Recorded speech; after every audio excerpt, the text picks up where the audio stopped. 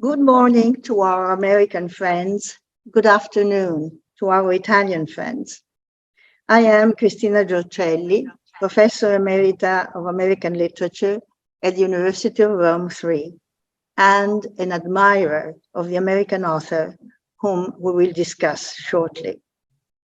To her novels, I have dedicated several essays that take them into consideration from different angles, as she is a truly multifaceted writer.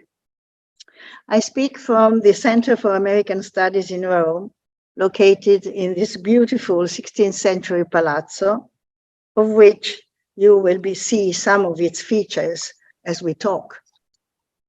I hope so. I'm here to present a book recently published and entitled Nella Larsen's Letters, 1917-1935. Here it is. It is the first collection of Larsen's letters to appear in a volume format. The book is edited by Professor Giulia Fabi, teacher of American Studies from the University of Ferrara, and Professor Jacquelyn McLendon, teacher of American Studies from the College of William and Mary. Both editors are with us from remote, will intervene, and will answer all the questions that participants on Zoom will be willing to ask. Let me just spend a few words on this great novelist, Nella Larsen. Born in 1891 from a Caribbean father and a Danish mother, she died in 1964. Having only 2 novels and a handful of short stories to her credit. But she is important for several reasons that I will presently touch upon. One of them is that during the Harlem Renaissance, she chose to write on mixed-race protagonists who belonged to the middle and the upper middle classes.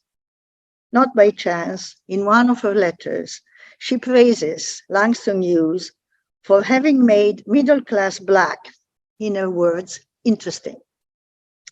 But she is also important because she tackles race and gender inequalities in an oblique way, that is, without brandishing them, without making a manifesto of them, but presenting them in their stark, and at times even ironic, brutality.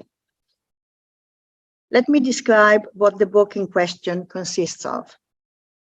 It opens with an introduction, followed by 2 critical essays. The introduction by both editors sketches out Larsen's publishing career that started in 1920 and ended in 1930, when she was accused of having plagiarized in a short story entitled Sanctuary, a short story by English novelist Sheila K. Smith, entitled Mrs. Addis, published in 1922, but turned into a one-act tragedy in 1929. If we have time and the will, we may return to it and to this very unfair indictment, since it misinterprets one of Larsen's modernist techniques, that is, intertextuality, of which she was a superb master. As we know, intertextuality was one of the staple marks of modernism in its programmatic intent to inject into the flow of the present whatever had been valid in the past. In other words, it set out to make new by recontextualizing the content and by reinvigorating the language what had become part of a tradition. The introduction is followed by an essay authored by Jacquelyn McLendon that analyzes the meaning and extraordinary importance of letters in Larsen's 2 published novels, Quicksand, 1928, and Passing, 1929. Letters, as we know, are writings that may disclose as much as they may hide. They may be the product of strategy on the part of the author, whereas they may be seen as manipulation on the part of the addressee. Letters may indeed be so ambiguous that they may be in need of interpretation, not only by the characters, but also by the readers of the book in which they appear. In other words, letters may necessitate readers' collaboration, and this collaboration by readers is, as we know, another tenet of modernism. In the second essay by both editors, these letters are claimed to be significant, not only as documents, they certainly provide information about Larsen's private life, friends, and readings, but as texts to be examined in their own right in order to decode the main characteristics of Larsen's style. In my opinion, above all, knowledge and elegance. As far as knowledge is concerned, we are aware that one of the main characteristics of modernism was the encounter and the exchange among the arts, especially between the visual and the literary. Here too, Larsen proves to be the daughter of her times, very alert to what the visual world was proposing. In Quicksand, for instance, through the intersection of inner-directed and outer-directed gazes, she cleverly employs the techniques of primitivism, à la Picasso, and of expressionism, à la Ernest Köppner. As far as elegance is concerned, she was very attentive to it. Both in her literary style, her language is always very precise, always very refined, and in subject matter. She even often refers to and describes clothes and accessories as she's privy to their power to signify psychology and aims. But Larsen is also a master of subtlety and of elusiveness, as she superbly handles the oblique style, since she tends to employ unreliable narrative voices and the limited point of view, two techniques that Henry James employed to perfection and handed over to modernism. Read with care, knowledge and elegance may be detected in these letters too. After these three premises, the letters that are found in several American libraries and archives are transcribed. There are 85 of them. 62 are directed to Carl van Vechten, the writer and photographer who spurred and sponsored Larsen in many ways. To him, she dedicated her second novel, Passing. In my opinion, these letters are the most interesting ones in the book, as in them, Larsen's personality comes out vividly. Her admiration and gratitude for the addressee are often mixed with tactic self-effacement and at times with prudent self-promotion. But among others, there are letters to such authors as Langston Hughes, Gertrude Stein, Dorothy Peterson, and James Weldon Johnson, among others. After the letters, the book presents a never published before and undated interview by Marion Starkey, in which Larsen claims that hard times for Blacks are behind them, that she was never discriminated by publishers, and that the sunny nature of Blacks will soon be appreciated by their countrymen. Whereas this apparent optimism may have been induced by the climate of the 20s, seemingly favorable to Blacks, Larsen well knew whites' patronizing attitudes towards them, as she shows in Quicksand, for instance. Therefore, her answers to the interviewer may be the result of a tongue-in-cheek posture. Finally, thanks to this book, we can now read in its totality the negative report that in 1931, a reviewer for Knopf, someone by the name of C. Abbott, wrote on another novel by Larsen that was never published, Mirage. As Abbott defined the novel's male protagonist as awful and the female protagonist as stupid, readers of Larsen's may wonder what may have happened to her, or, more probably, how capable this reviewer was of understanding her. So far, unfortunately, the manuscript of this novel has not been found. As I think I have talked even too much, let me ask the two editors to supplement and enrich what I have so far presented with their direct familiarity with this epistolary material. May I ask you, Jacquelyn McLendon, to enter in and give us your wisdom? I can't hear.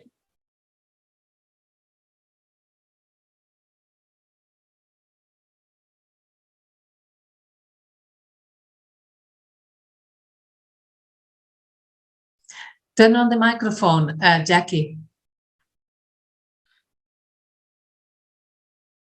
This is what technology does for me. It makes me I understand you. Yes, I'm so sorry. And so I'll repeat that I just really want to thank you, Cristina, for that wonderful entree into the book. And I also want to thank the American Studies Center in Rome for hosting this event, and Sarah Aminti for helping to organize it. I think that even though we had a little bit of trouble with the technology, it was worth kind of going through that. So first, let me say that collaborating with Dr. Fabi, with Giulia, on this collection of letters was a labor of love, both because of working with such an excellent scholar and because of working with someone who shares my passion for Larsen's work.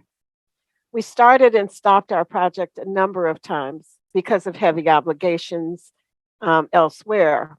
But in the end, our determination won out to make as many of these important letters as we could find available to scholars, students, and general readers.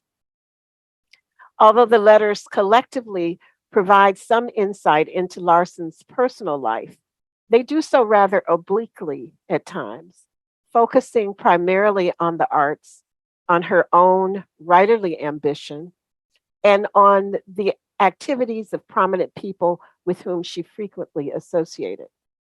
Those familiar with the Harlem Renaissance will readily recognize the names of some of the literati about whom she writes. She also talks about celebrities she's met and her encounters with them, or lack thereof, as in her amusing story about Ethel Waters, a Black American singer and actress who did not show up for a tea Larsen was giving for her. Larsen writes to Carl Van Vechten, "When you return, maybe you can find out what happened. Did she get stage fright at the last minute? Was she disconcerted because she had been asked to come alone without friend husband?" The amusing story of being stood up, so to speak, by Ethel Waters is one of a number of stories relating the lively social and cultural life Larsen enjoyed, at least for a time.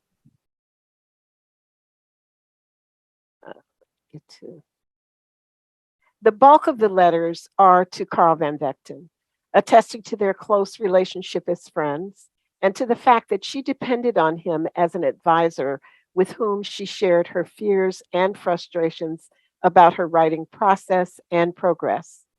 It is in a letter to Van Vechten, after all, that she reveals the autobiographical nature of her novel Quicksand, stating that it is the awful truth. She also writes about her health in several of the letters, what her society friends are up to, and she mentions her husband Elmer Imes's views on various matters.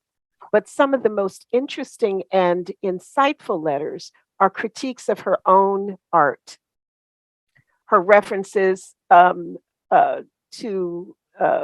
Quicksand, for example, which she often refers to as the thing, her worries about its perhaps lacking merit or being too thin, and the joy she expresses in another letter to Van Vechten when she had finally finished what would become her novel Passing. She writes, I have this day completed your novel Nig. That is, it has only to be copied. Thank God, glory, hallelujah, amen. Equally insightful are her critiques of others' art, including Van Vechten's, for they reveal as much about her own aesthetics as the other artists. And of course, there are the stories she tells of her travels, both in the States and abroad. In an article in the Creative Nonfiction Quarterly, Anthony Aycock states that written a certain way, letters are creative nonfiction because some writers put as much effort into their letters as into their belles lettres. Perhaps, he goes on to say, they sense that someday even their private notes would appear between boards. His view of the importance and stylistic concerns of letter writing is exactly how I would describe Larsen's letter writing, if in fact the definition of creative nonfiction is true stories well told. I say that because of the storytelling techniques Larsen uses as part of her letter writing. Her letters are newsy, sometimes political, witty, and often emotional. Clearly, she relished the epistolary form. She understood it as art and artful. A wonderful example is in one of the letters she writes to Van Vechten on her arrival in Nashville to join her husband, who was chair of the physics department at Fisk University. This letter is postmarked Nashville, Tennessee, and it's dated May 22nd, 1930, Thursday. Carl dear and Fania, this is the first day I've managed to get to any letter, laziness or the Southern atmosphere. It really is quite delightful here. Beautiful country and handsome men. I am staying in a fascinating old house with lovely old furniture and delicate faded chintzes and lots of books. Carl would adore the Negro streets. They look just like stage settings. And the Negroes themselves. I've never seen anything quite so true to what's expected. Mostly Black and good-humored, and apparently quite shiftless, frightfully clean and decked out in the most appalling colors, but somehow just right, terribly poor. The poor whites are also exactly as expected, but not so amusing, rather tragic and depressing. I will probably be starting home someday in the later part of next week. Elmer wanted me to come down, and I rather thought it was the diplomatic thing to do. Now that I've been nice and everything, I think that's all that can be expected. Fisk is very delightful with a rather interesting faculty, mixed. The nicest men are two handsome Southerners and an Austrian and a rather remarkable Negro chemist. Ground and buildings are quite lovely. Dorothy writes that you've been to see the green pastures again. My love to you both, Nella. Elmer's too. This is one of several such instances where her literary style impresses itself on the letter writing.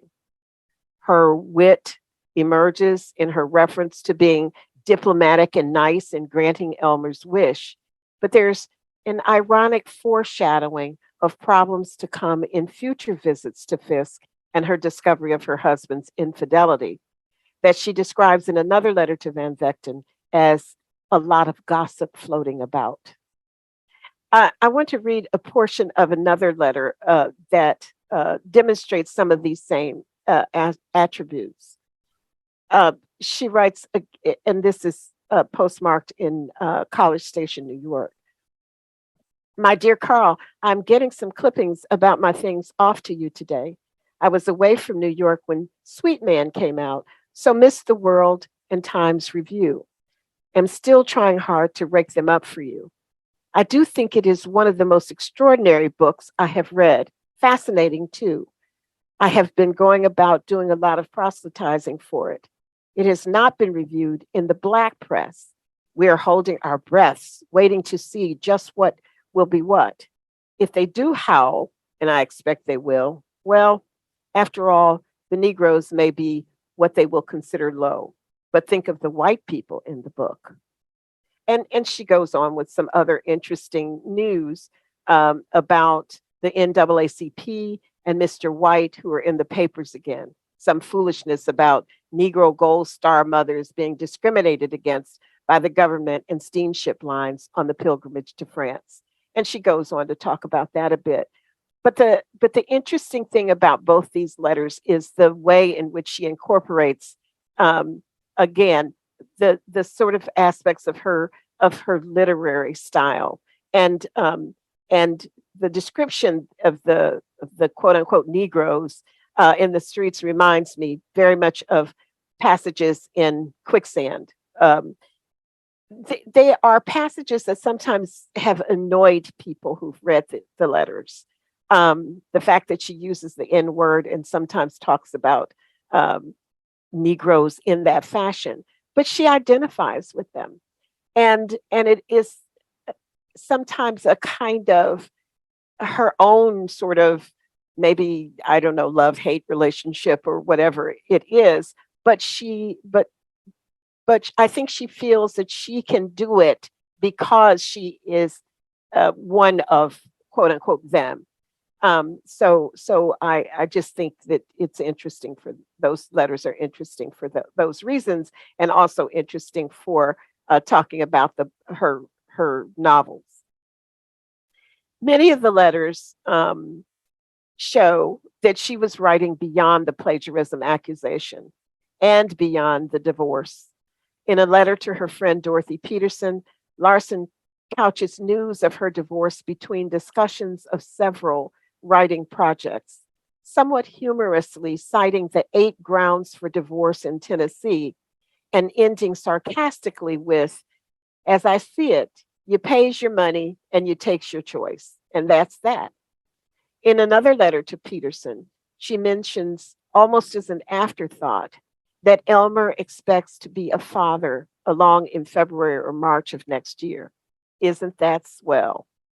Sharing the news after she has told Peterson there's nothing else to tell, and the sarcastic tone of "isn't that swell," both suggest the hurt she must have felt. Yet, if anything, she sought refuge in writing rather than allowing the hurt of her divorce to bring it to an end. Throughout her entire epistolary oeuvre, it becomes clear that writing is of the utmost importance. Not only writing, but the desire to be a good writer. We will never know, not really, what led to Larsen ending her writing career. But as Ethan Miller states in writing about the letters of Elizabeth Bishop, the letter takes on a unique liminal status when its writer's major historical contributions are literary. The letters of poets and other writers allow their readers to straddle the line between contextual research and artistic interpretation, which makes Larsen's letters a valuable resource for scholars and admirers of her work. As we have stated in the introduction to the book, and it bears repeating, this unique volume of letters serves as an indispensable companion to her fiction. It indeed has many true stories well told, enabling readers ranging from the general public to scholars and educators to gain a better understanding of the woman and the timeless beauty of her art.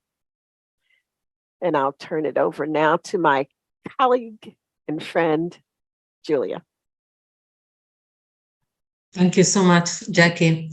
I would just say that it has been a privilege to work with you. It's also been a lot of fun, lots of Larsen gossip on the movie, exchanging impressions on critics. It has been, and it will continue to be, a real pleasure to think about Larsen, because I don't think we are done, and I think we agree on this. It's impossible to be done with the Larsen. It's really hard to give her up in many ways. But let me start by thanking, too. I would like also to thank the American Studies Center for hosting us Sarah Menti, who has handled all sorts of crises, and especially the crisis today very well. So I'm very thankful for what she's done. And I would like to thank Professor Giorcelli for her introduction and for being a Larsen fan. She's part of the group of groupies, of Larsen groupies. She has written several essays on Larsen, which I found fascinating, and we may go back to them later on. I would also like to thank publicly, since I know she's joined us today, a former MA student of mine who is now a professor in her own right, Lisa Caramori, who helped to transcribe the Van Vechten letters. I would also like to thank all the friends, the colleagues, and the students who are now connected and who are listening to us today. And I thank you for your patience, because it took some time to get this technically organized, but now it seems to work. And so let me just make a few comments, because I would like to have some time for questions and answers. Even though we started late, I'll try to be quick, so we will have some time. And I will start by saying that I am terribly, terribly pleased that Larsen's currently available letters are finally within easy reach of critics, teachers, scholars, and also the many general readers who love Larsen's fiction. Hopefully, this volume will stimulate more research and lead to the recovery of other letters, and maybe even to the recovery of one of her long-lost manuscripts. As we know, the field, our knowledge of the field of African American literature continues to expand, and such recoveries have already happened, so they're not unheard of. So we still keeps our finger crossed for the possibility in the future to read one of her manuscripts or more of her letters. I want to share with you briefly something that surprised me, that surprised actually, I think, both of us when we were working on this project. Because given the lively interest, critical interest, scholarly interest for Larsen, especially after the 1986 publication reprint of her novels by Deborah McDowell. So in light of this, and in light of the fact that there are so many Larsen readers and reprints of her books, even after 1986, I wondered, as we were working on it, I wondered why these letters had not been published before. I wonder why that had not been done. Because on the one hand, it is true that the letters available are not too many, about 100. So it's not a huge body of letters. It's also true that some of them are not very long, but then again, we always know the enthusiasm with which we welcome any discovery of any letter, of any new letter by a writer that we like or that we love. It's also true that some of the excerpts, some of the letters had appeared in part in the biographies written by Hutchinson and by Davis, and also in some critical essays. But then again, we do know that there is a difference between reading excerpts that other people have chosen for us and, on the contrary, having access to the entire text. It's a completely different experience. With an excerpt, you always think that there is something you're missing. And there is, in fact, something you're missing when you don't read all of these letters. So as I was thinking about this as something that I would like to share with you today, I thought that maybe the long overdue publication of these letters is due to the fact that these letters in many ways deliberately frustrate readerly expectations of a confessional tone or of epistolary immediacy. Even in her private letters, as Jackie has already mentioned, and as Cristina has already mentioned also, Larsen masters the art of deceptive simplicity, of stylistic compression, of oblique revelation and self-revelation, of elegant dissection of psychological and social complexities and contradictions. But there are no unmediated confessions in these letters. Her letters need to be approached as literary texts in their own right. Larsen knew, as Jack has mentioned today, and she has also written in one of the essays that are included in the volume, Larsen knew very well, and we know it from her novels, how revelatory letters could be, how much they could reveal of the writer. And she controls deliberately the degree and also the danger of self-exposure through her focus on form. To quote William Bedford Clark, a deliberately self-effacing quality prevails in these letters. Larsen hides in plain sight. She is screened by the gossipy, defensively detached tone she chose to adopt in her letters. This tone, it is this very tone that reveals, at least in part, what Larsen hides. And it reveals it if we pay attention to how she hides this. The very elegance and the very control she exercises over her epistolary style demands greater attention on the part of the reader, shifting the focus from the documentary information we can gather from the letters to Larsen's interpretation and analysis of that information. In this sense, her letters teach a method to interpret also her fiction, because they offer indirect and invaluable insight into Larsen's negotiations with their contradictory times, when African Americans were in vogue, but at the same time, the violence of segregation was the law of the land. Larsen does refer, as Jackie was saying, to intellectuals, to artists, to political events, to personal problems like her divorce, to racial violence, to the multiple jeopardies of being an African American woman in the age of Jim Crow. But it would be a wasted opportunity to read her letters looking only for this social or biographical information. We just need to think of how she plays, for instance, with the supposed facts, biographical facts of her life in her official statement for Knopf, to realize that to just look for this would really be missing a lot of what Larsen does in these letters. Larsen's letters offer much more than biographical information, or through her control over her self-effacing style and gossipy tone, she explores the more subtle, and in this sense, they're very personal, she explored the more subtle aspects of the violence of Jim Crow. She foregrounds the psychology of the scene with a razor-sharp lucid ability to analyze hypocrisy, self-serving contradictions, the oppressiveness of unexamined paternalism, including the paternalism of readers and critics and interviewers, and also the racist implications of cultural condescension, again, of readers, of critics, and of interviewers. Larsen's letters, like her own novels, yield information about her and give, as she wrote, a most insightful glimpse of the panorama of her times, but only if readers engage her texts at the level of depth and complexity that Larsen demands. Her play of psychological foreground and social background, as well as a stylistic compression, do not allow much room for superficial or passive readings. And to conclude, I would just say that Larsen's letters, like her fiction, unsettle simplistic biographical approaches. They challenge readers to sharpen their interpretive skills if they do want to get to know both the woman and the artist. Thank you.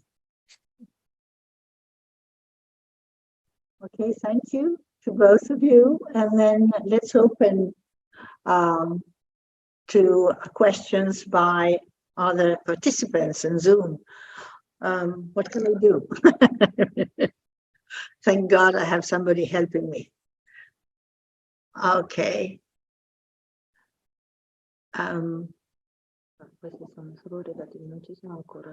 Maria Giulia, do you have Yes, I'm looking at them.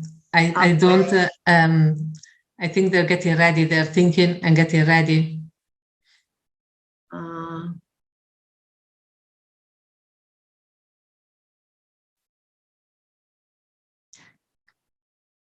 You have a question? Wait, I see questions. Deborah from Deborah Morse. Just a comment. Brava, Jacquelyn. Fascinating, top, brilliant, Deborah. two questions, glasses. Was that from, I don't know who this is, but it's Kirchhoff. Was the decision to publish letters only in 1917-35 dictated by limited availability of letters posted in these brackets, or by other concerns, given the fact that Larsen lived for another 30 years? This is the first question. And then there is a second question by the same person. A 10-year publishing career is very brief. Suggestion was made that accusation of plagiarism may have influenced the 1930 cutoff, but also mentioned was negative publisher's report on third novel. Would you comment on these possible influences on the short publishing career? Well, one of the things that I think is the first question about the reason for the selection of letters that we have, that was really pretty much what we could find. We included, we didn't include some of the postcards that were just saying it, or telegrams that were just saying hello or happy birthday to someone, but all of the letters that we could find, and they were mostly through the Beinecke and New York Public Library and the Schomburg, and those were, that was it. That was what was there. In terms of the plagiarism accusation and whether or not that links somehow to her not writing anymore, I really don't think so. And that one of the points that I wanted to make here is that she continued to write. She was writing. She didn't get published again, but she continued to write. And her writing was extremely important to her. So in my view, the plagiarism accusation did not play a huge part in that.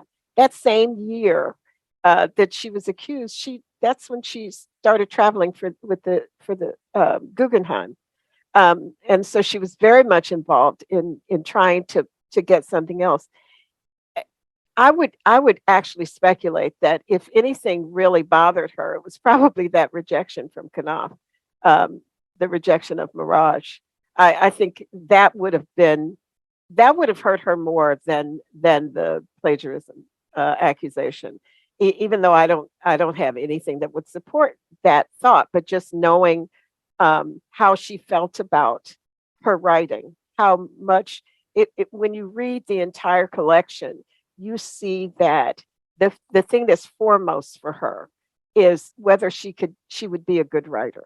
She was extremely critical of her own writing, and it wasn't just kind of false modesty or anything. It was that she wanted that to be something that she really excelled at. Of course, all of those emotional things that happened to her in her life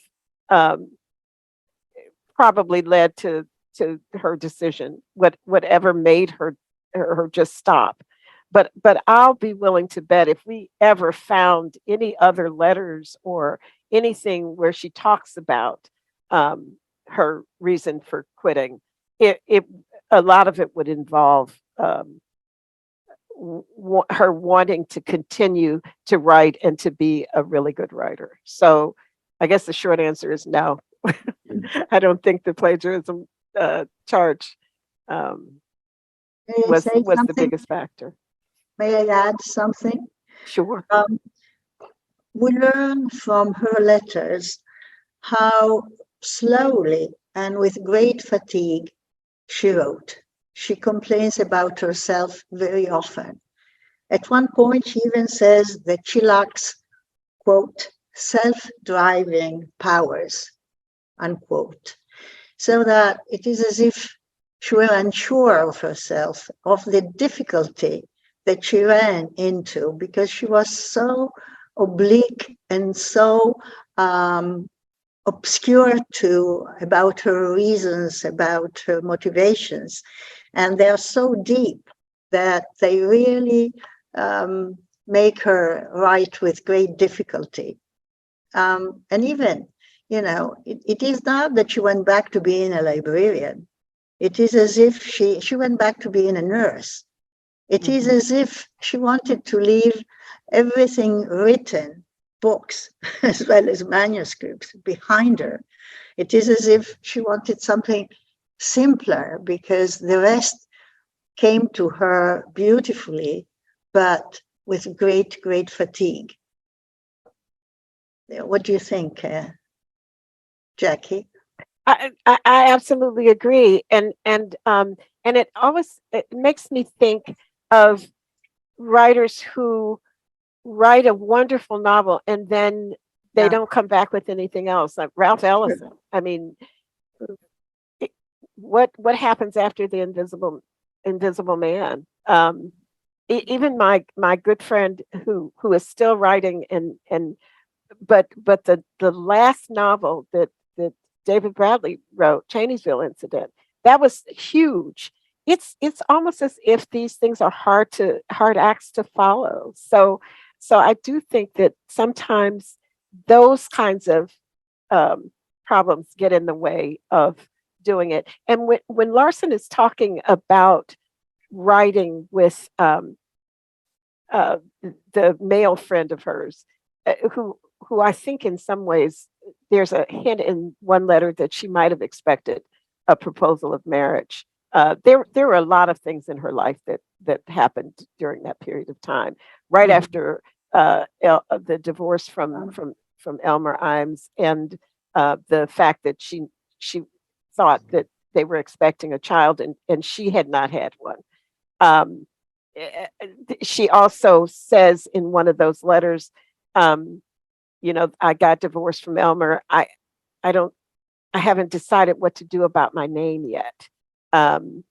What's the point of changing it back just to change it back again? Which sounded as if she was expecting a proposal. And I think there were a lot of personal reasons, but I think the struggle to write, as you've mentioned, and the fact that she had written these two novels that were just superb novels, made things difficult for her to continue. And then the Renaissance, ended. I mean, Langston Hughes talks about that a lot in the Big C, that after that period of time, right around the time that she got her last book published, it was over. So who knows? True. Yeah. True. We have many questions. So I will make an effort and answer one of them myself now. And this is the next one by Suzanne Eggedorn. Could either of you say more about how Larsen discusses her divorce?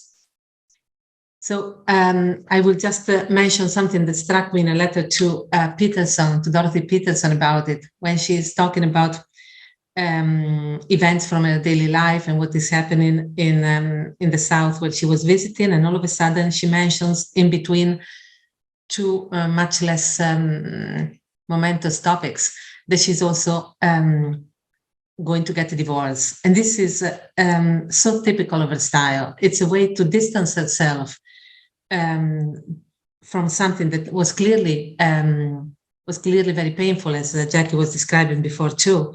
That was clearly very painful, but keeping it under control both for the addressee and for herself by distancing herself from it and literally putting it almost in brackets as an incidental comment. I don't know if Jackie wants to add something to her description of the divorce, because it doesn't come up that often in the letters. I mean, it every now and then, and primarily she talks about the divorce to Dorothy Peterson.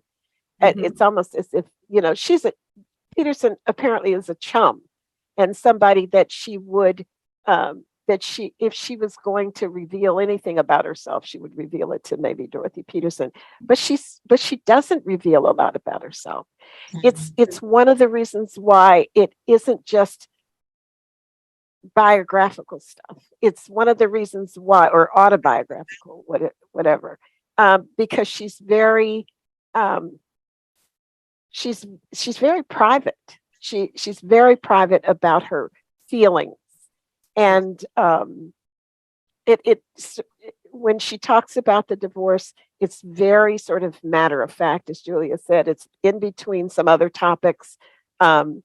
Even when she, as I mentioned when I was talking about it, even when she tells Dorothy Peterson that she had got the divorce, she says, "Oh, I divorced Elmer last Wednesday." It's like a week later, and she's writing to Dorothy Peterson. She said, I divorced him last Wednesday. And then she goes on to talk about something else. And then she says, well, there's really nothing else to tell now. Oh, Elmer's going to be a father sometime soon. It's all just kind of thrown in there. That may be her way of hiding her true feelings. But because I'm sure it bothered her. It bothered her that she didn't have children and he was going to be a father. So I think that if there's something else about her divorce somewhere, it isn't in the letters that we have. The next question is from Deborah Morse. Could both of you state more about the unsettling of genre expectations? I'm sorry, I was trying to get rid of the noisy phone. What's the question again, please? Could both of you state more about the unsettling of genre expectations? The unsettling of genre expectations? I'm not sure I know what that means, the unsettling. Well, I think that Cristina, you talked about that a little bit in what you were saying. I don't know if I can say more about that, about what that unsettlement might entail. Neither do I. Yeah, I will then. Okay. Yeah. I think I use the term. Sorry, Jackie, to put you on the. Okay. I think I use the term, the unsettling of readers' expectations, not necessarily of of readers' expectations, in the sense that the tone of her letters, which, as Jackie was saying before, can be witty. She can be playful. She seems to be engaging directly with the reader, gives raises expectations of more directness than we actually do get in these letters. Meaning that is a way of addressing. That is a way of addressing her addressee, to create almost a gossipy connection, a personal relation. But it's not that is, and that is created by the letters, but it's not that the result of that we do get any form of direct confession, which we might expect from these letters. There is no direct confession. There is often, on the contrary, as Jackie was saying, she's very private about what she feels, even with close friends, because Dorothy Peterson, from her letters and from their travels together, was clearly a close friend. And in some ways, Van Vechten must have been too, in some ways, even though the asymmetries are revealed in the way in which she's always trying to bring the conversation to some sort of a common ground of people that they know together, places that they've been together, and so on. So the confessional tone is even less, the confessional content is even less there. The confessional tone may be there, the friendly tone is there, but not the content. And so to this extent, she unsettles expectations, because we see the friendly tone, the private tone, but we don't have the content, in the sense that she remains very private about herself, and she always tries to bring the conversation in the letters on a level that is more public. They're talking about places where they've been, people that they've seen, and so on, in order to diffuse, in a sense, the privacy, the intimacy of these letters. And again, we don't know why she did it. Fact is that's what she did.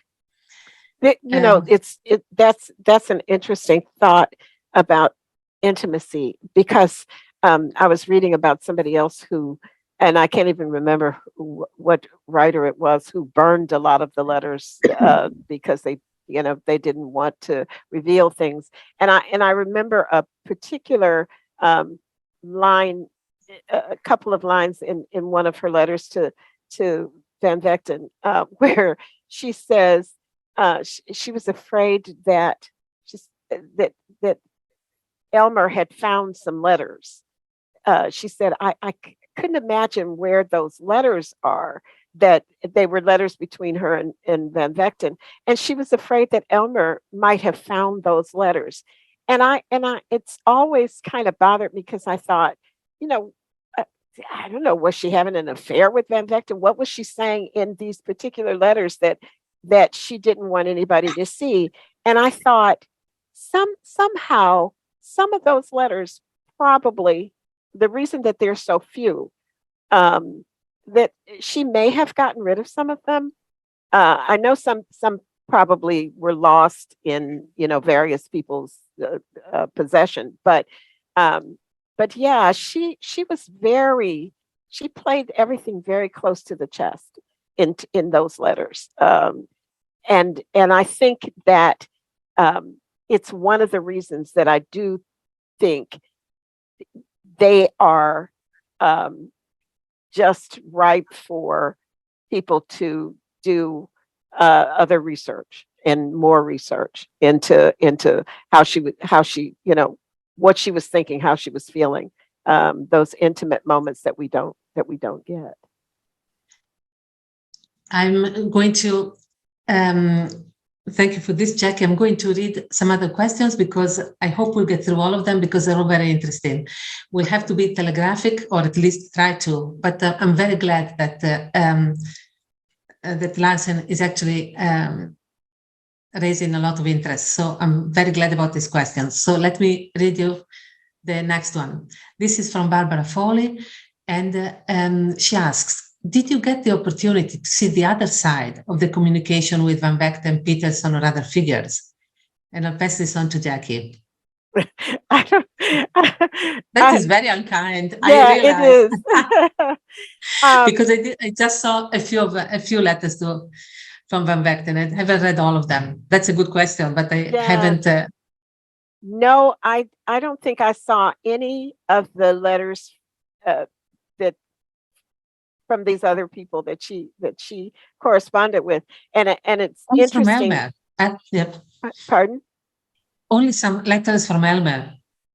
Yeah, we did see.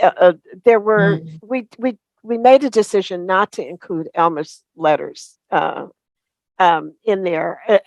The one that I thought I would want to include was the one where he confesses to Carl Van Vechten that he's having an affair, and that Nella Larsen has found out about it. And he talks about, the fact that she was very hurt. What did he think about it, and so on. But no, I didn't. The collections that were primarily available to us were the ones that had to do with, that came from her, from Larsen, because her material is in the public domain pretty much, and we didn't have to get permission from anybody to see them, to use them, or anything. The ones that if they existed, the ones that were the recipients' letters, we probably would have had to go to a great deal more. But I'll also say that it really wasn't part of our enterprise it's in a way, I'll say this, the essay that I have in there talks about the way in which Larsen uses letters in passing mostly. And it also talks about the way that the book, when Washington was in vogue, the way in which letters are used there. And there's this sense, and in the discussions about epistolary techniques, there's a sense that you know kind of what the recipient has said based on what the writer is saying to that recipient, what the conversation is like. And I think that that's mostly what we had to go on, was with that exchange. So, yeah. I will take since I'm monitoring the questions, I pick and choose what I want to do, Jackie. This is really unfair, but that's okay. It's okay. So I will answer the following one. Like the way we've been working together anyway, so. You're right. But that's it. So the next one is by Lisa Caramori, the one who helped us to transcribe some of Van Vechten's letters. Thank you, Lisa. And she asks, what about Larsen's reading taste? Is there any reference in the letters about the books she was reading while writing? This is an important, a huge question because Larsen's reading tastes were omnivorous. She was a great reader. She was a great reviser of other people's writings. All of us here have written about intertextuality in Nella Larsen, and there are lots of essays on Nella Larsen's intertextuality, meaning on what she did as a reader and how she re-elaborated what she read in incredibly creative ways in her own writings. So thank you for this question, and I can refer you to lots of different articles on the topic from just in terms of reading tastes. We can think of Fitzgerald, because Cristina has written an essay on it. We can think of Washington, because Jackie has written on him, on Du Bois, because I've written on it, on him. People have written on Larsen and Wharton. So there are lots of, she was really an omnivorous reader and an amazingly analytical reader. And as Jackie mentioned in her comments before, these abilities emerge in some of her letters. And if we had more letters, I'm sure that they would emerge even more. And this brings us to the next question by Gabrielle Foreman, who asks us some very precise questions. Can you share a bit about process of finding and collating all of her letters? I once found a Larsen letter in a collection of someone else's letters at U of C's Regenstein's library. Also, can you talk a bit about where the letters are digitized and where they haven't been? Can you discuss a bit how caches of letters ended up in the collections where they are? We'll have to be brief because we have many other questions, but these are important. As far as I can remember, they weren't digitized. We actually had to transcribe them. They were not digitized, and that is one of the problems, and that is one of the reasons why we wanted this book to be published, because it was important to finally have them easily available without having had to, without scholars having to go to all of these different libraries and transcribing, photocopying and transcribing them. And so that is, I know you have done a lot of work on digitization. And so it's an interesting idea it's an important idea to start thinking about this in these terms. I would also love to see this letter that you find at the Regenstein's library, because I would be very curious to read it. And I have no idea of how they ended in the collections where they are, in the sense that, no, we do know at the Beinecke, Larsen is included in James Weldon Johnson's letter, the files of James Weldon Johnson's letters, in the Van Vechten's letters, in the Dorothy Peterson's letters. and there are a few under her own name, at the Schomburg, if I remember well, and at the collection at the library in Texas. But otherwise, they are included in the collections of writers that probably were considered more important.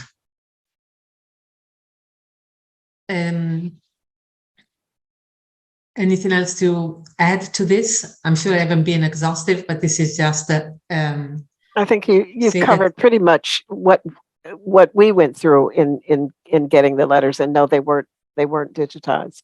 So this it was really important. Yeah. And that's also why we're glad that the book is also available electronically, because I think it is important to be able to have easy access to these letters, because now that we kept looking, it was so difficult to get to these letters. You had to go all over the country to get them, that we always talked about the same letters. Now that they're available, we can look for something else. And I will certainly start from the letter that you found, and that I hope you will publish in the little known documents in PMLA or in African American Review or in one of these journals, because it's really important to get all the letters by Larsen that we can. Can she share the information about that particular letter? Is that This is Gabrielle Foreman. So Gabs? Yes, Gabs. Oh, she will. We will pressure her. We will ask her, because now I'm really curious. I actually think that when I was doing the book on Larsen and Fawcett, that Gabrielle sent me the copies that she had. I'm fairly sure that we have them now, that she found somewhere else. So yeah, okay. Now that I know who the person is, yeah, I think we have those included. Perfect. Then curiosity is suspended for the moment. I'm sure that we will soon hear about other letters. So there is a question by Susan Donaldson. Wonderful talks, thank you.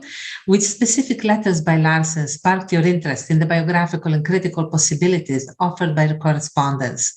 Are the later letters most revealing, or are all the letters as opaque and elusive ultimately as her fiction?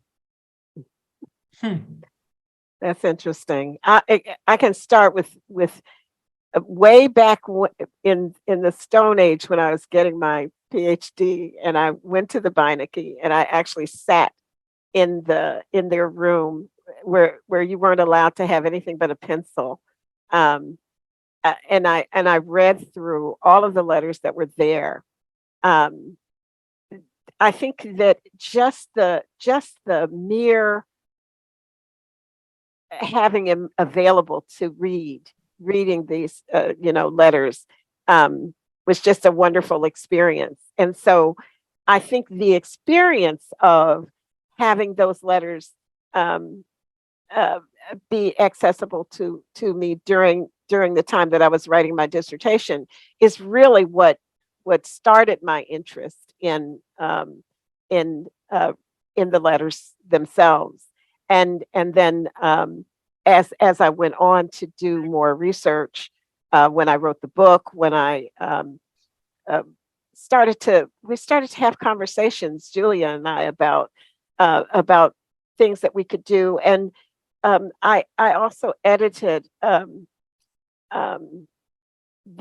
for the MLA series Approaches to Teaching. I edited that collection of various writers, including Giulia and Cristina, about different approaches to teaching her novels. There were some ways in which the letters came up again, and Giulia actually started my interest in actually teaching with the letters. And so there may not have been one particular letter that started it, but the experience of having those letters accessible, and then the letter that I would say, if I had to pick a letter, it isn't actually her letter, Larsen's letters, it's Elmer's letter, the one where he confesses to Van Vechten that he's having an affair. I love that letter because he is so contrite, but it's like, why are you surprised that she's hurt, And so it just made me want to read more and more and see what her views were. And so that's my take on it. I will also tell my Larsen story briefly. And that is that I remember reading this short essay. I don't even remember the title of it. It's where they were reprinted 2 letters or 3 letters from Van Vechten to Nella Larsen. And I was one of those readers who were expecting to find out all sorts of things from these letters. I didn't, but I found them so incredibly fascinating anyway. And that also pointed to how she used the letters in her own fiction, both in quicksand, both in passing, where, as Jackie says, they're very visible and very important, but also in quicksand. There are little notes, little letters that really change Helga's life. Right. And the way she uses them to reveal, either to change the plot, but also to reveal what Helga, for instance, was feeling when she was at the WCA, YWCA, when she was feeling so vulnerable in so many ways, that when she finally gets this note from the women working there saying that they may have a job for her, how that changes her entire attitude towards those same women and also towards her experience there in Chicago. She finally feels different, less alienated for a while at least.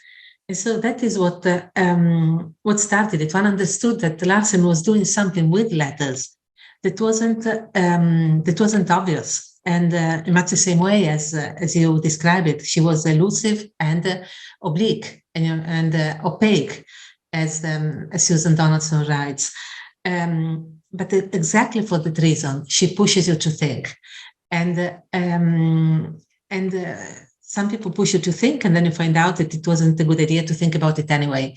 In her case, the more you think about how she writes, the more enthusiastic you write about her writing, and the more you understand that there is more to discover. And this, and if there is one letter that I would keep, if I could only take one Larsen letter to a desert island, I would take the one she writes in response to Van Vechten. In response to that horrible review, that horrible interview with Mary Reynolds, where she's able, in a few lines, to make total fun with extreme elegance of the terrible prejudices, the terrible condescension, the ignorance that Mary Reynolds reveals in her interviews with Larsen. And Larsen is able to reply without swearing, which I'm sure I would have done in her case, but she does it with so much elegance and uses the letter to reinforce her alliance with Van Vechten. And so it's a brilliant epistolary piece. So thank you for the question, and I will move on to the last few. Yes, oh my God, yes. Thank you for being so active in asking questions. I'm really happy about this.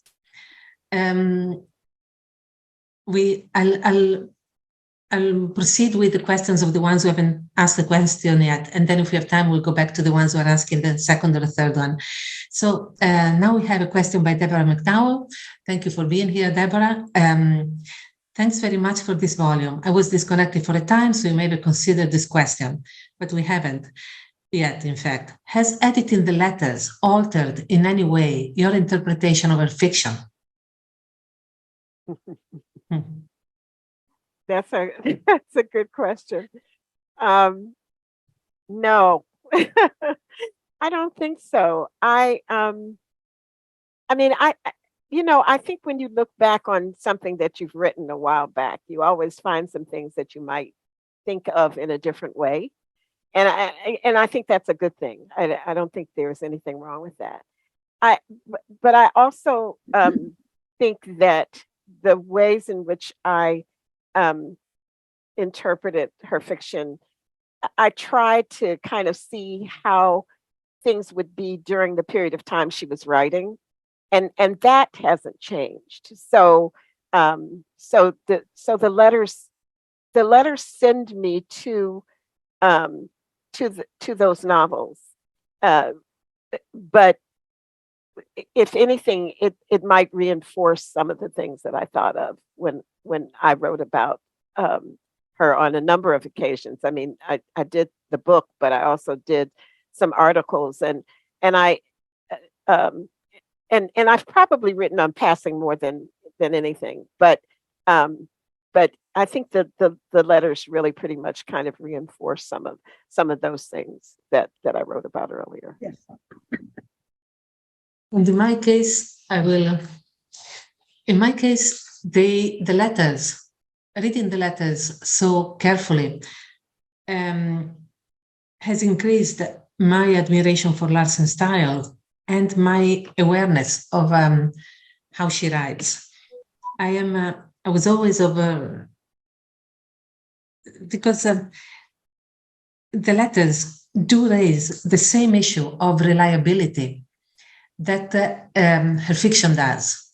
So, and I know we've discussed this with Deborah in the past, how we can actually deal with the reliability of a narrator like Irene,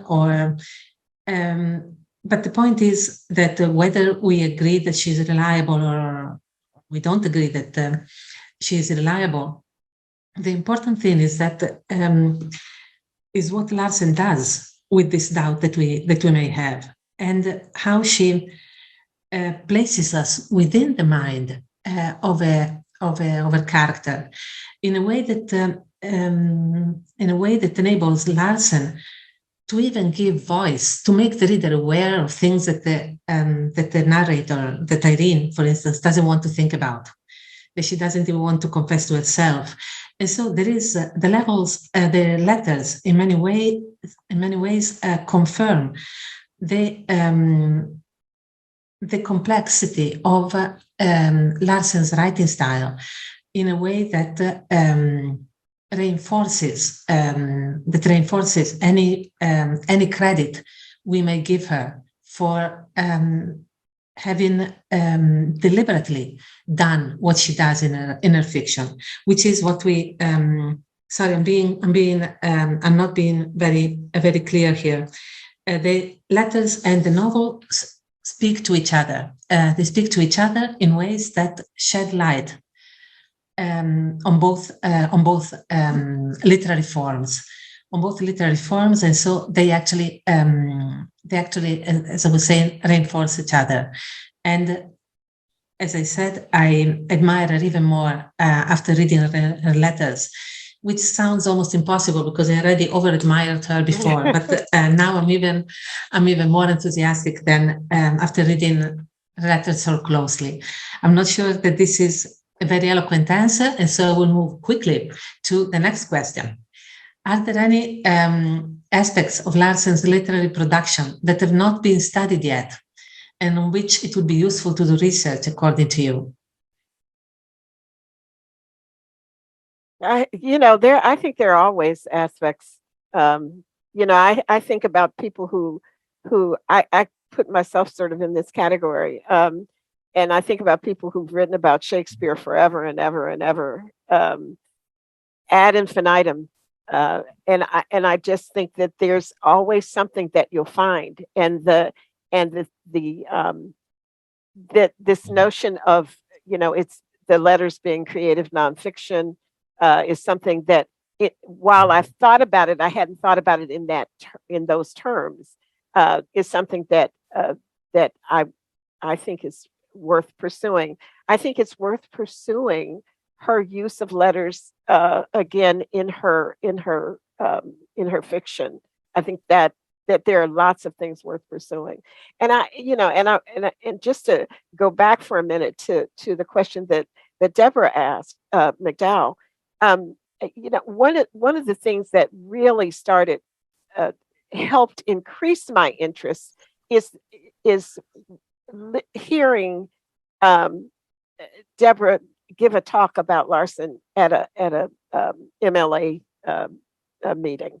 And I think that when you hear others' views, you don't necessarily have to agree with them, but they certainly do bring up things that you may have overlooked, or bring up things that you think, oh gosh, that's really important.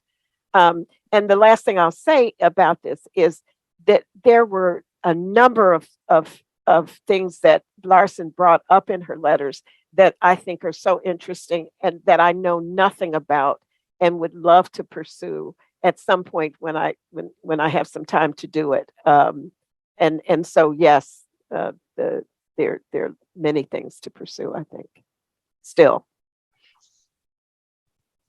I will answer the question very briefly, the one about whether there is there are things on which we should be doing research, and I will just add that there are still several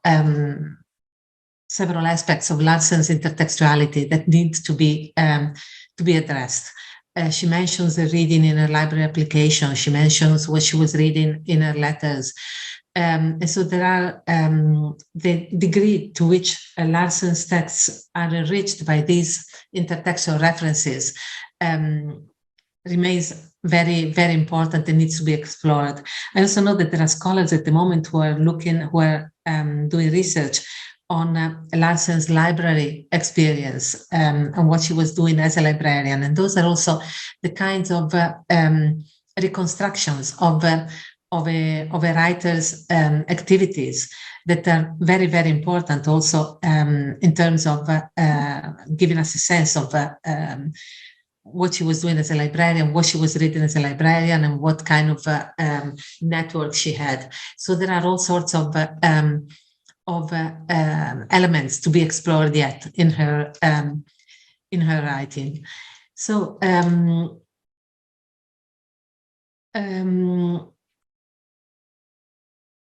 will just there are some questions on passing in particular that we will address later on if we can, and then.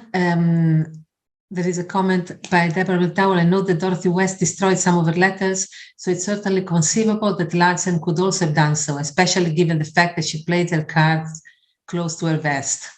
Mm-hmm. Exactly. What a pity, though. I understand, but what a pity. Yes.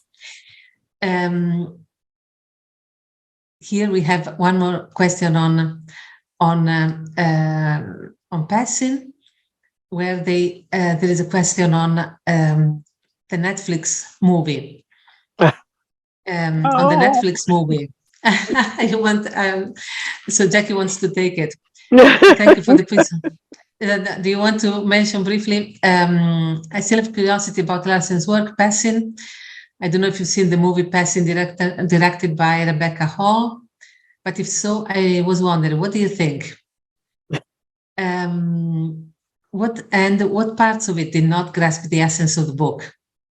The whole thing. the whole thing did not grasp the essence of the book. It just did not. We talked about this a number of times, and you know, I know that you sometimes you expect a movie to be, you know, exactly like the text, and that might be disappointing. I didn't expect it to be exactly like the book, but I do think that it wasn't. It used the characters and the settings and so on, but this story was very different. The interpretation, I think, of the book Passing was very different from anything else I'd ever even read. And I just I found it bland, and so I don't know what to say about the book without being really negative, and I don't like to do that. But it wasn't something that I would recommend to people to watch. Yes, we talked about it when we first saw it, and this is a question by Giulia Leone, and I agree with Jackie. It's different from any interpretation that we've seen, mostly because the movie eliminates half of the novel, because they eliminate Irene's thoughts, and so which are crucial for the novel. And so what we are left is with Irene looking intense, but we have no idea of what she's thinking. And the novel is about Irene's thoughts. So that is really, I'm not sure if that is an interpretation of just, or it's just a way of really cutting in half a novel, because you just have 2 hours. We have other novels that are told from the limited point of view of one protagonist, and one of the solutions in that directors have opted for was to have a voice read what was. I'm thinking of The Age of Innocence, for instance. So we have what Archer knows, because somebody is actually reading it, and and so there is a much damage, or it is not half as much damage done to the novel. Here, the film version, the Netflix version, is really a very simplified and I think misleading version, because if you eliminate the thoughts, even the plot is damaged by. So in fact, we do get an understanding of the happiness of the two. Of Brian and Irene, which never happens in the novel. We never have any sense that they're happy from the beginning of the novel to the end. So it's really a big, you can't simply eliminate the thoughts of the central intelligence, because you eliminated half of the book. There is a question from Sonia Di Loreto that asks, I would like to know more about the materiality of these letters. Since Larsen is so precise and detailed about the quality of the paper, the ink, this is the beginning of passing. Did she go to great length to save them? No. Also because she was, she didn't seem to do that. The paper of the letters we saw wasn't necessarily the kind of paper that Claire would have used, or that is... that Claire would have used. And so that is, it's interesting, in fact, to think about it in those terms. Some letters she simply wrote from the hotels where she was staying at, especially when she was in Europe. In other letters, you could tell, I'm thinking of her handwriting also. That's why it was so fascinating to put it on the cover. This is thanks to Jackie, who thought of the cover design. Because the one similarity that I see with Claire is that she doesn't always worry about people understanding her writing. Sometimes it was difficult to translate, to transcribe some letters, or to understand what she was writing, to understand her handwriting. So one question from the last question is from Peter Gardner. I think of the ending of Quicksand, where Helga is amongst working class Southerners with whom she has very little sympathy. Indeed, Helga is clearly an elitist. What do the letters reveal about Larsen's views about social class? I know this is also from Barbara Foley. Well, I think, the one letter that I read about her time in Nashville, where she describes when she says that Carl would love the Negro streets, and she describes them. I think she describes them in that way, as you see that there's some kind of class issue there, that she writes it from a sort of elitist point of view, but at the same time she identifies with people. She's constantly saying in the letters, something about being a poor colored child, or something about the reason that she identifies with quote unquote Negroes. And there are passages, other passages in Quicksand, when she returns from Denmark, and she describes there's a whole section where she describes these Black people in a relatively elitist way, but also identifying with them. I'm part of them. At one point, she denies being part of the group, but in this particular moment, she said, these are my people. I'm part of these people. So I think it's maybe not quite as simple as just being an elitist looking sort of down at these people. I think that she's always grappling with the idea of her own, I guess, biracial heritage, and the fact that she knows that she is somehow included in that group. And she'll say, in some ways, it's almost like the Barack Obama answer when somebody asked him why did he identify with Black African American or something, and he said, because in this country that's what you're kind of forced to do. It isn't so much my doing; it's where we live, and I think that was what Larsen grappled with not only her own feelings about that, but the perspective of others, the ways in which she might have been seen. So yeah, I think it's a complicated issue for her. Yeah. Christina. Yes, I agree with you. You wanted to add something. Yes, I agree with you entirely. At the same time, as you said, she grappled in the sense that she's quite conscious of belonging to the middle class.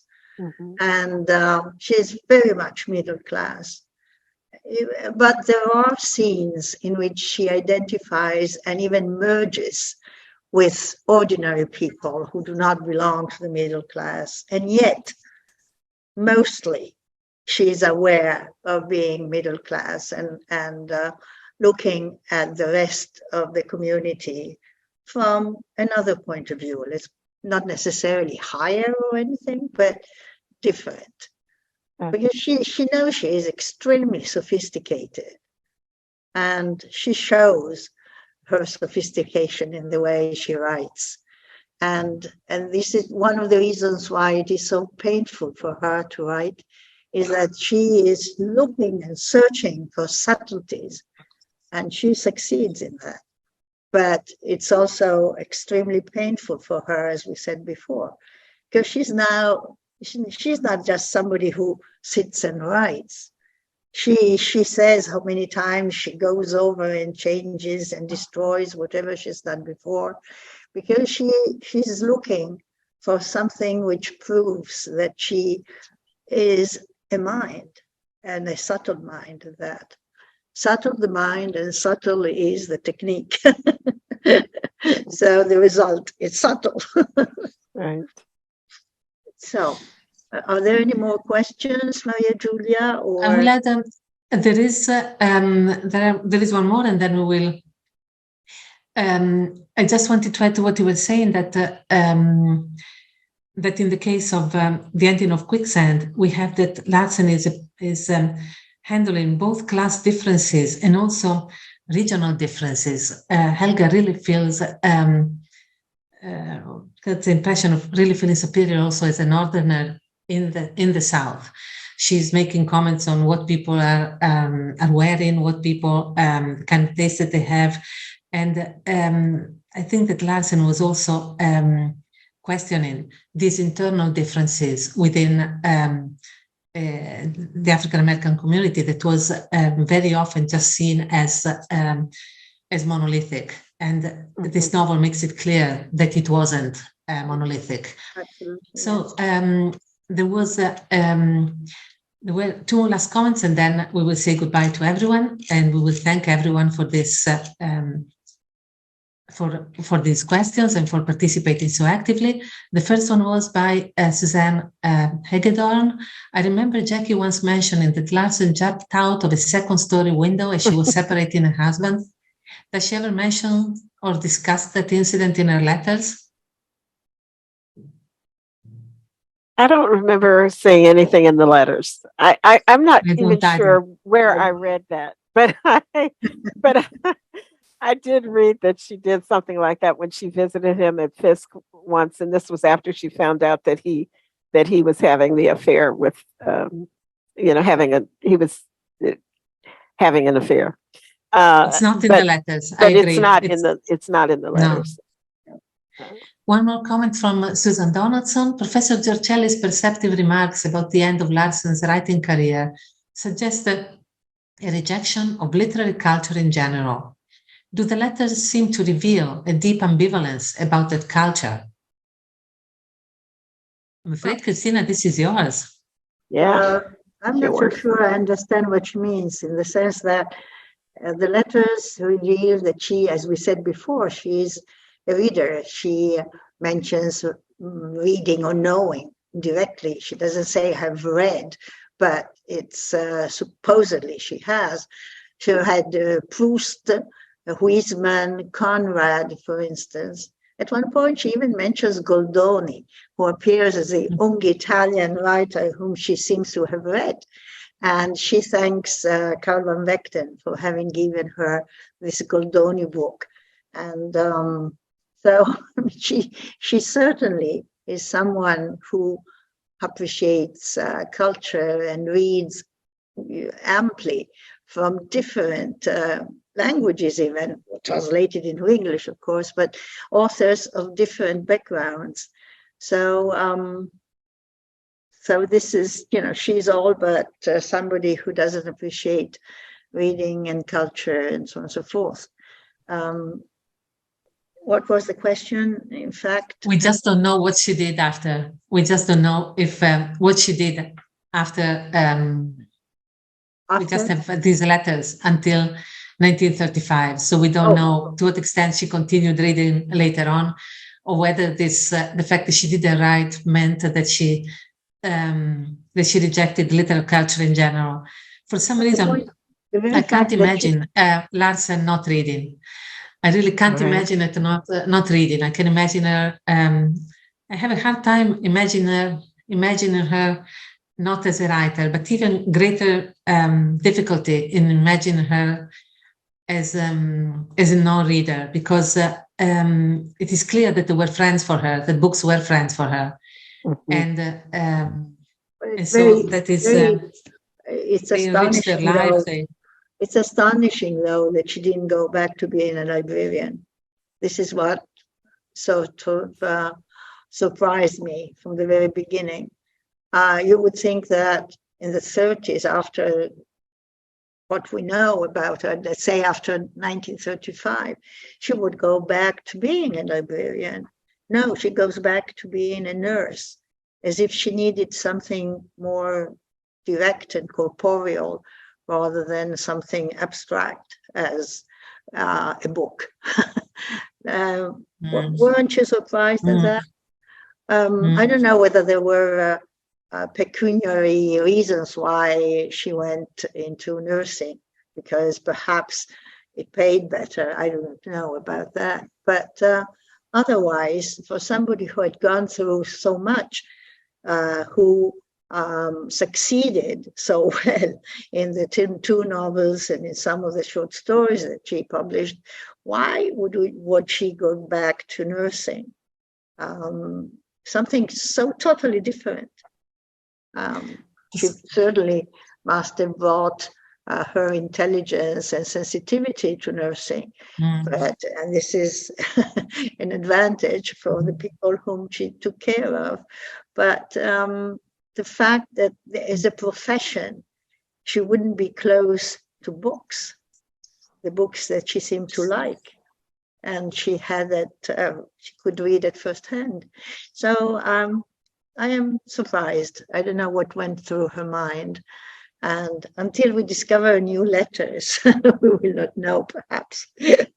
We need to discover new letters. I encourage both Maria Giulia and Jackie to look for new ones. Okay, I think the Center for American Studies in Rome is closing. And I want to thank both of you, editors. You have done a great job with the book and today. And thank also the participants on Zoom who have asked so many interesting questions.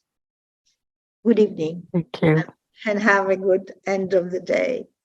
Ciao. Thank you, everyone. Thank you Thank for you, coming. Christine. Thank you. Thank you to everyone. Ciao. Yes.